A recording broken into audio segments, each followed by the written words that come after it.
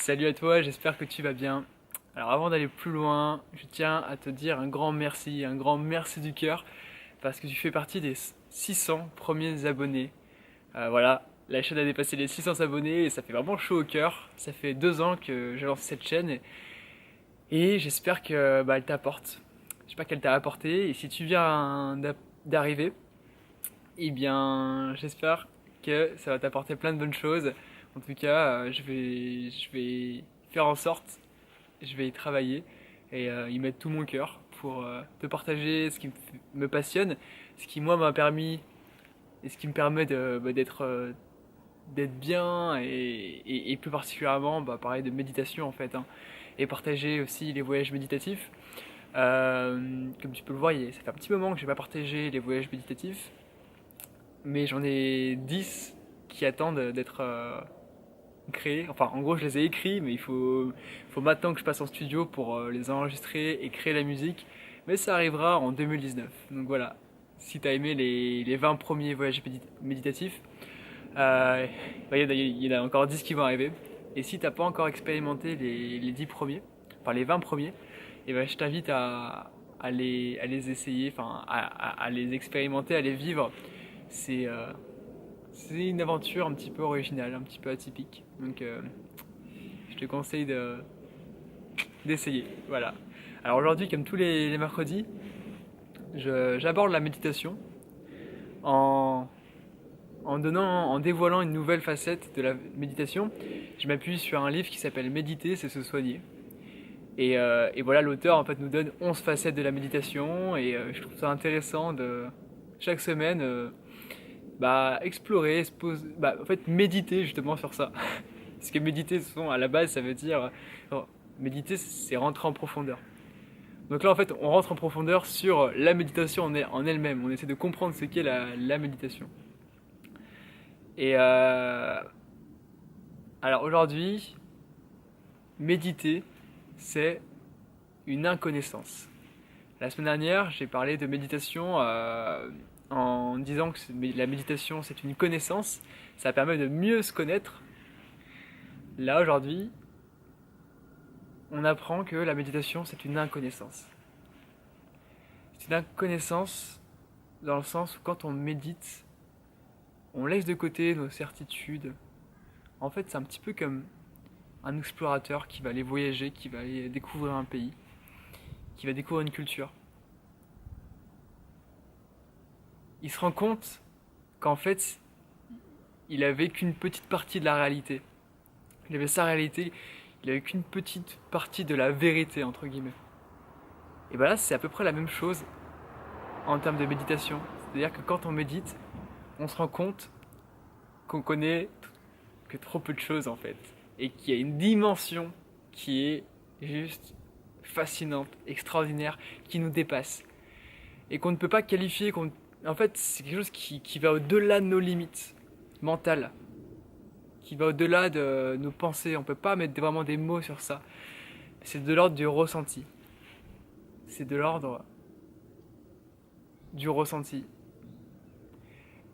Et dans le livre, l'auteur nous donne un exemple en fait, pour nous faire comprendre ce qu'il veut dire à travers cette notion d'inconnaissance. Il prend l'exemple d'un gars, euh, on- un gars en fait qui a jamais vu l'obscurité, il sait pas ce que c'est en fait. Et on lui dit l'obscurité, elle est derrière. Allez, on va dire que voilà, l'obscurité, elle est là, elle est derrière elle est dans cette pièce en fait l'obscurité. Sauf que lui, il y va avec une lampe torche. Du coup, il est là et il cherche. Et il trouve pas. Quand il pointe sa lampe torche sur un objet, et il voit les limites de cet objet, il voit la forme de cet objet, mais il voit pas en fait l'obscurité. Il avance et il n'arrive pas à voir l'obscurité. J'espère que le son ne te dérangera pas. Voilà, c'est ma voisine qui vient d'arriver. Mais voilà, je vais pas arrêter cette vidéo. J'ai décidé de ne pas faire de montage. J'ai décidé de faire ça d'une traite, comme si on était ensemble là, qu'on était dans mon jardin et qu'on discutait. Donc voilà, revenons à l'histoire. Le gars cherche l'obscurité dans cette pièce, mais il est avec sa lampe torche. Du coup, il ressort et il dit ah mais j'ai pas trouvé quoi. J'ai pas trouvé l'obscurité. Du coup, la personne elle lui dit bah écoute, va voir au fond du puits, tu la trouveras sûrement. Et là, il y retourne, enfin il va dans le film, il y va avec une lampe frontale. Et pareil, il n'arrive pas. Il n'arrive pas, il trouve pas l'obscurité. Du coup, il se dit, ah, mais voilà, de toute façon, on m'a menti. Mais en fait, il pressent quand même que l'obscurité, il la sent. En fait, il sent l'obscurité, il sait qu'elle est là. Mais quand il y va, il la trouve pas. Est-ce que c'est possible d'observer l'obscurité avec une lampe torche? Et ben la réponse est oui. Grâce à la méditation. Alors, avec la méditation, il est possible de, du coup, explorer cette dimension de l'inconnu, cette dimension du mystère, avec conscience en fait.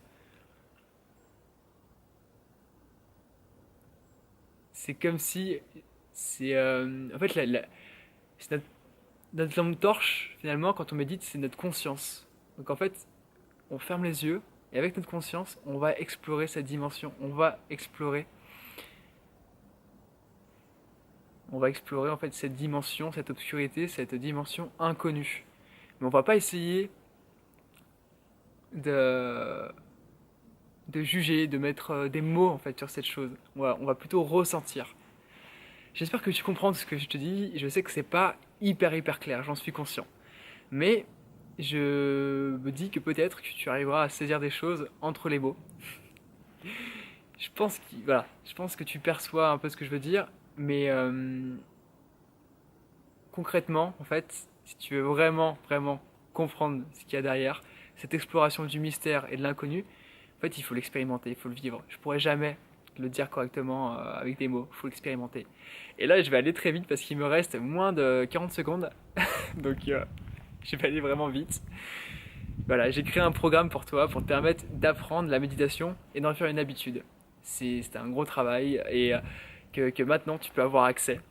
Et voilà, c'est un programme sur 28 jours. Tous les jours, tu reçois un mail avec un conseil, avec plusieurs méditations semi-guidées que j'ai prévues pour toi, qui contiennent mes musiques, spécialement conçues pour les méditations. Donc voilà, écoute, puis là j'ai vraiment plus de temps. Je t'invite à aller voir sur mon site internet, sur la page. Tu pourras aussi voir les avis des personnes, de quelques participantes qui m'ont envoyé un mail pour me dire ce qu'ils en pensaient. Donc tu pourras comme ça lire un petit peu leur témoignage. Voilà. Et si tu veux t'inscrire, eh ben, c'est gratuit, tu peux commencer dès maintenant et du coup t'ouvrir à cette dimension de l'inconnu, du mystère et de l'inconnaissance. Parce qu'en fait on sait que trop peu de choses. On croit savoir, on croit détenir la vérité ou avoir des certitudes, mais en fait on sait rien. Donc voilà, c'est ça qui c'est fascinant et moi ça me remplit de joie de me dire tout est à découvrir. Euh, et voilà, du coup, créons le sens qu'on veut donner à notre vie parce que de toute façon, il n'y a pas de certitude, il y a un flow. Donc voilà, si tu veux rentrer dans le flow de la méditation, je t'y invite. Et écoute, je te souhaite de passer une bonne journée. Salut!